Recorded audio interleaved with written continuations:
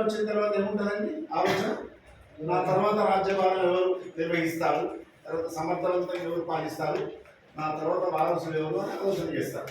కాబట్టి తన కొడుకు యుక్త వయసుకు వచ్చినటువంటి కొడుకును చూసి తర్వాత ఆయన రాజ్యభారాన్ని ఉపయోగిద్దామని అనుకున్నాడు. ఉపయోగిద్దాం కూడా అసలు వీరికి యోగ్యత ఉందా లేదా, అసలు వీరికి రాజ్యభారాన్ని ఉపయోగించినట్టయితే నిర్వహిస్తాడా లేదా తెలుసుకుందామని అనుకున్నాడు ఆయన. కానీ ఆ విషయాన్ని నీకు పరీక్ష పెడుతున్నానని చెప్పలేదు. చెప్పకుండా ఒకరోజు సాయంత్రం ఏం చేసినారంటే రాజు, మంత్రి, రాజభటులు, సైన్యం అంతా కలిపి సరే అడవికి పోదామని తయారు చేయమని సిద్ధం చేయమని రాజు వెంబడి భటులు సైన్యం అంతా కలిసి సాయంత్రం వేళలో బయలుదేరినారు. సరే బయలుదేరి ప్రయాణం చేస్తున్నారు. అటవీ ప్రాంతాలకు వచ్చినారు. అటవీ ప్రాంతాలకు వచ్చిన తర్వాత సాయంత్రం చీకటి అవుతుంది, సుమారు 8 ప్రాంతంలో సరే నడకను ఆపేసి సరే ఆ రోజు విశ్రాంతి తీసుకుందామని అనుకున్నాను.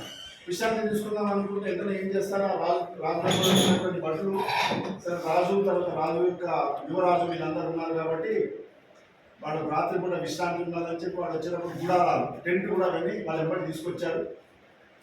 ఎందుకంటే ఆ రోజుల్లో ఒంటెలు గుర్రాలు ఏనుగులు అవన్నీ ఉంటాయి కదా, రాజు అంటే జరుగుతున్నట్లయితే రాజు యొక్క బలం అంతా కలుగుతుంది. కాబట్టి అప్పుడు ఆ రోజు రాత్రి కూడా అక్కడ టెంట్ వేశారు, డేరా వేశారు. సరే రాజుకు తర్వాత రాజు యొక్క కొడుకు తర్వాత వాళ్ళకందరికీ ఏ రకమైనటువంటి ఇబ్బంది లేకుండా అన్ని సౌకర్యాలు కలగజేసి సరే రాత్రి కూడా అడవి లోపల విశ్రాంతి తీసుకున్న తర్వాత అన్ని సౌకర్యాలు కలగజేసింది. సరే తెచ్చింది తిన్నారు. సరే మంచిగా పడుకున్నారు.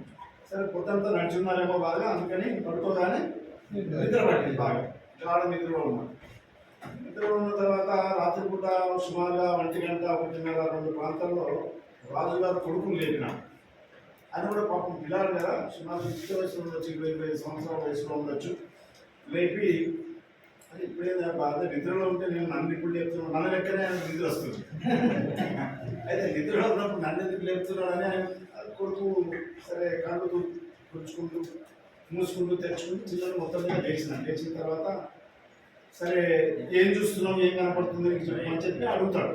సరే కొంతసేపటి తర్వాత తెలుగుకొని ఏమంటాడంటే సరే పైన ఆకాశం మీద నక్షత్రాలు ఉన్నాయి, తర్వాత చాలా నిర్మలమైనటువంటి ఆకాశం ఉంది, తర్వాత చల్లటి గాలి వీస్తుంది.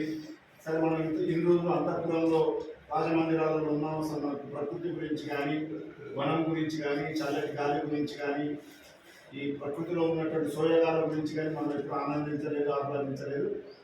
పైన ఇంకా నక్షత్రాలు చాలా కనపడుతున్నాయి, అసలు ఇన్ని ఇంత నక్షత్రాలు ఉన్నాయి, చంద్రుడు బాగా ప్రకాశవంతంగా ప్రకాశిస్తున్నారు అని చెప్పి వర్ణిస్తున్నాడు. వర్ణించిన తర్వాత ఇక రాజుగారు అసలు దాన్ని మర్చి ఇది చెప్తున్నాడు ఏంటని రాజు అనుకుంటున్నాడు. అసలు ఏం చెప్పాలి ఆయన,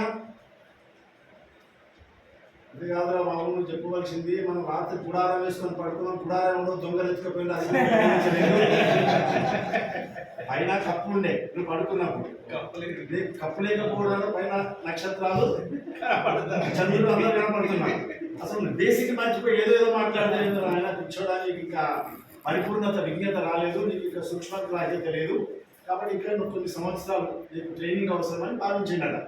అట్లనే దీని నుంచి గ్రహించేదంటే బేసిక్స్ అనేది మనం ఇమ్మీడియట్గా ఉన్నటువంటి దాన్ని క్యాచ్ చేసేటటువంటి పరిస్థితి మనకు ఉంటే మన వృత్తిలో రాణించగలుగుతాం. దాన్ని పోయి దూరంగా విహరించినట్టయితే లాభం లేదని దీని యొక్క చిన్న నీతి. ఓకేనా?